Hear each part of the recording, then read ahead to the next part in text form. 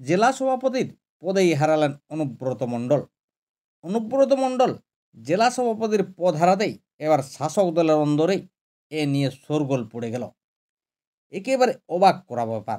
অর্থাৎ এতদিন ধরে বীরভূমে তৃণমূলের জেলা সভাপতির পদে অনুব্রত মণ্ডল ছাড়া দ্বিতীয় কোনো নামেই ভাবতে পারত না তৃণমূল।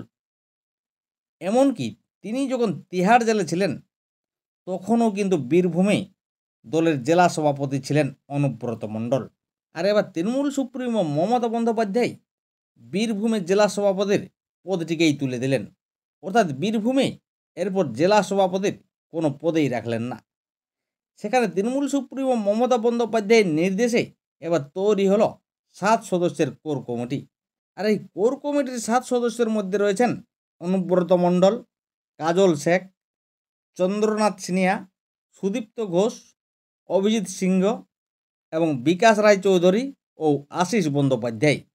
এরপর বীরভূম জেলাতে এই 7 সদস্যের কোর কমিটিই দল পরিচালনা করবে। অর্থাৎ কেষ্টমণ্ডল আর জেলা সভাপতি নন, তিনি এখন কোর কমিটির সদস্য। আর 5 জন যেমন দলে থাকেন ঠিক তেমনভাবেই থাকতে হবে অনুব্রত মণ্ডলকেই।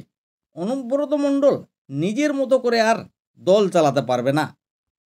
কার্যত একটা সময় বীরভূমে একটা চর্চা ছিল অনুব্রত মণ্ডলেই সব।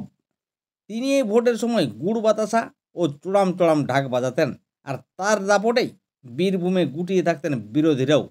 তবে এবার অনুব্রত মণ্ডল এই কোর কমিটিতে কতটা অ্যাক্টিভ থাকবে সেটাই কিন্তু এখন দেখার বিষয়। তবে বীরভূমে শাসক দলের এই রদ বদলের খবর সামনে আসতেই বীরভূম তো বটেই, গোটা রাজ্যের রাজনৈতিক আঙিনায় এ নিয়ে এবার জোরদার চর্চা শুরু হয়ে গেছে। কিন্তু হঠাৎ 26-এর বিধানসভা ভোটের আগে মমতা বন্দ্যোপাধ্যায় কেন এমন সিদ্ধান্ত নিল? তবে রাজনৈতিক পর্যবেক্ষকদের মতেই দলের কোর কমিটিকে কার্যত এড়িয়ে গিয়ে নিজের মতো করে দল চালাচ্ছিলেন অনুব্রত মণ্ডল।